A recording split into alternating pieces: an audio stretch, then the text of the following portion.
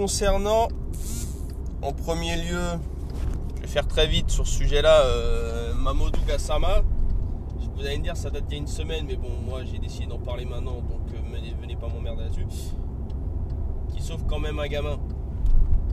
Il est malien, il a 22 ans, il est sans papier quand il arrive, et d'un seul coup, il fait l'acte le plus héroïque qu'on puisse voir depuis longtemps. Jusqu'ici, les dernières personnes à avoir grimpé comme il l'a fait, c'est les Yamakasi dans le film, ou tous les mecs qui adorent faire du parcours. Bon, ça c'est un peu un sujet, on va dire un peu hors sujet même, tout court. Mais bon, c'est un peu comme ça que je vois la chose. Et moi, ce qui m'embête, c'est pas le... Ce qui m'embête dans cette histoire, c'est les politiques derrière, l'effet politique que ça a eu derrière, quoi. Parce que moi, je trouve ça super héroïque ce qu'il a fait, et d'un seul coup, les politiques s'y intéressent. Et d'un seul coup, waouh, c'est un héros, on va lui donner ses papiers tout de suite. Donc en fait, le mec n'aurait pas sauvé ce gamin, on lui donnait pas les papiers français. Moi je dis que c'est un super acte de la part de Macron. Il donne les papiers, il l'envoie même chez les sapeurs-pompiers de Paris. C'est génial comme idée. Mais je trouve ça super faux cul, parce qu'on sait tous qu'en vrai, il n'y aurait pas eu cette histoire de gamin et de sauvetage. Ses papiers, Gassama il se les foutait au cul. Et je trouve ça super insultant. Je trouve ça super insultant dans... Ça me rappelle un peu la scène de l'Arme Fatale 4 quand c'est la scène du début quand Murtaugh se fait exploser son bateau, et d'un seul coup quand il parle au mec de l'immigration, d'un seul coup il dit où est passé ce message qui dit accueillons les déshériteux, les sans-abri, les machins trucs. Et que le mec de l'immigration lui dit aujourd'hui on loge complet. Moi j'ai l'impression que c'est ça, c'est en fait on loge qui on veut et bah la race quoi. Donc moi je dis bravo à Mamadou Gassama, mais franchement les politiques auraient mieux fait de fermer leur grande bouche à ce moment-là quoi. Pour moi, il s'enfonce plus qu'autre chose. Et s'il faut attendre tout de suite qu'il y ait un acte héroïque pour donner des papiers à quelqu'un tout de suite, à ce train-là, je sais qu'il y avait des petites blagues qui traînaient sur internet à ce sujet en se disant tiens, tout le monde a trouvé un appât pour d'autres Mamadou Gassama. Et puis même les vidéos, et puis truc que j'ai détesté d'ailleurs, même si ça partait soi-disant d'une scène humoristique, c'est la vidéo avec une voix off derrière qui fait le raciste qui dit oh regardez, encore un noir qui va essayer de nous voler, tout machin, 10 grammes d'un étage, un étage. Et là, il va avoir accès facilement à notre fenêtre. J'avais vu ce truc là et franchement, ça j'ai pas validé. Je trouve que c'est super raciste et franchement, je vois pas où est le délire là-dedans quoi. Mais bon. C'est pour ça que j'en parle pas très vite et longtemps, parce qu'au final c'est un sujet qui est fort. Je valide l'acte de Mamadou Gassama et je valide juste pas l'effet politique que ça a eu derrière quoi. Franchement, je le dis, je le répète et je vais m'arrêter là, c'est vraiment une insulte quoi. C'est-à-dire c'est où tu fais un truc fort, où tu te la prends dans le cul et t'attends pendant un moment pour avoir tes papiers. Et moi je trouve ça lamentable. Donc voilà, ça c'était la partie news de la semaine dernière, mais bon, je me suis dit autant en parler vu que ça a déchaîné un peu les foules pendant quelques jours. Non, maintenant, moi je voudrais parler de ce que j'ai entendu ce matin chez Bourdin sur RMC, c'est cette loi du ministre de l'Éducation Jean-Michel Blanquer qui voudrait réinstaurer l'uniforme à l'école.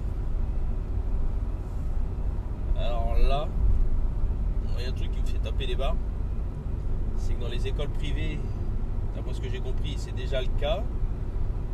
Et déjà, on les fait payer. Et déjà, quand je sais que je travaille avec quelqu'un dont ses 2 enfants sont en école privée et qui me dit qu'il paye 600 balles déjà pour le mois,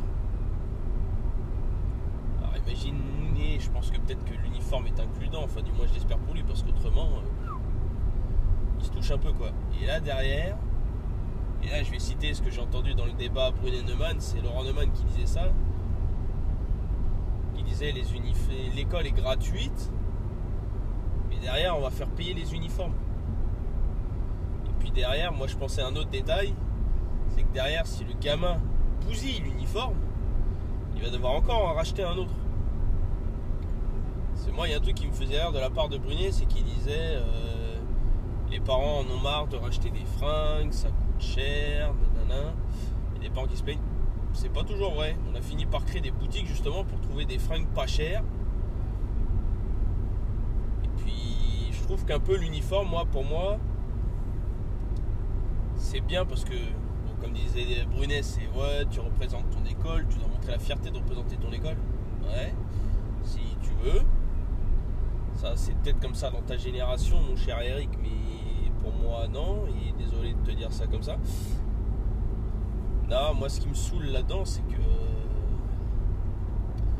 on prive l'enfant de son identité derrière. Enfin, attention, je dis pas, on lui dit, tiens, t'es plus qui. Je sais pas comment dire ça, on lui prive pas de son nom, ni de sa vie de famille, ni quoi que ce soit.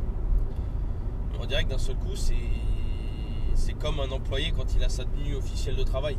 Sauf que là, le gamin, il est à l'école. Il faut déjà qu'il arrive à se créer sa propre image en tant qu'élève. On va pas nous faire croire que d'un seul coup, hop, on va y avoir un uniforme, et d'un seul coup, wow, les notes vont remonter.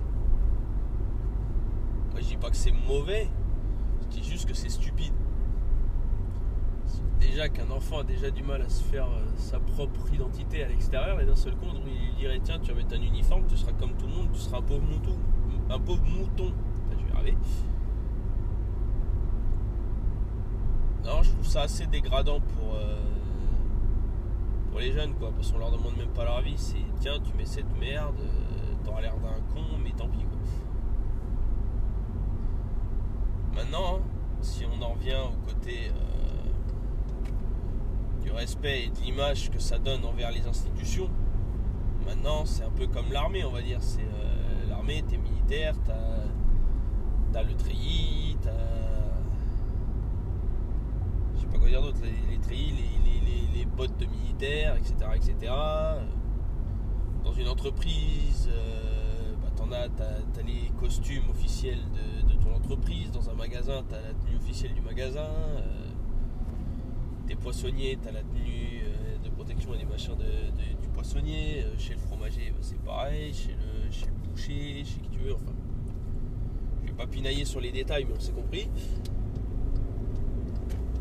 Non, moi je trouve que faut les laisser être des jeunes pour l'instant. Maintenant, c'est à eux de se former une bonne ou une mauvaise image. Après, ça c'est un peu le truc quoi. C'est vrai qu'à une époque, les anciennes institutions avaient l'école avec les uniformes, les enfants au carré et les punitions. Moi, c'est un truc qui me fait marrer, c'est qu'on veut interdire les punitions. Alors qu'à l'époque, t'avais le prof qui tapait les doigts de l'élève qui faisait une connerie avec une règle. T'avais des punitions assez strictes et tout à l'époque. Et aujourd'hui, on interdit les punitions quelles qu'elles soient. Le prof, le directeur, le conseiller d'éducation, n'importe, n'a plus le droit déjà d'avoir une certaine autorité. C'est derrière, ça lui est reproché. Alors moi, ça me fait marrer que d'un seul coup, on veut remettre les gens carrés, alors que derrière,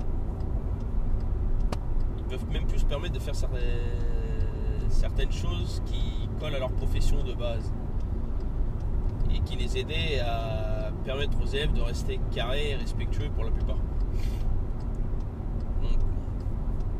Donc voilà, c'était un sujet con et inutile, mais je sais pas, moi j'avais envie d'en parler parce que je suis quelqu'un qui n'a jamais rien compris aux lois de ce pays depuis le début. Aussitôt qu'on m'a foutu des cours de droit, j'ai essayé de comprendre certains machins.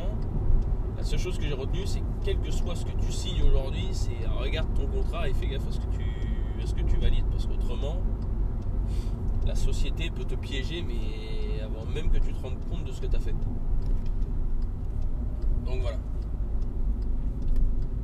Donc c'était un podcast court ou long. Je regarde jamais les minutes avant de valider les lives. Donc merci à ceux qui ont suivi ce podcast. Le prochain, je sais pas ce que ce sera comme sujet, mais d'ici là, les autres podcasts sont toujours disponibles ici et sur YouTube. Et n'oubliez pas les hashtags, votez OSLTC, votez malin, votez libre expression. Et puis voilà, on est tous OSLTC, on peut toujours dire ce qu'on veut. On nous a donné une parole, une liberté de penser. Alors lâchez-vous. Tchuss, à très vite.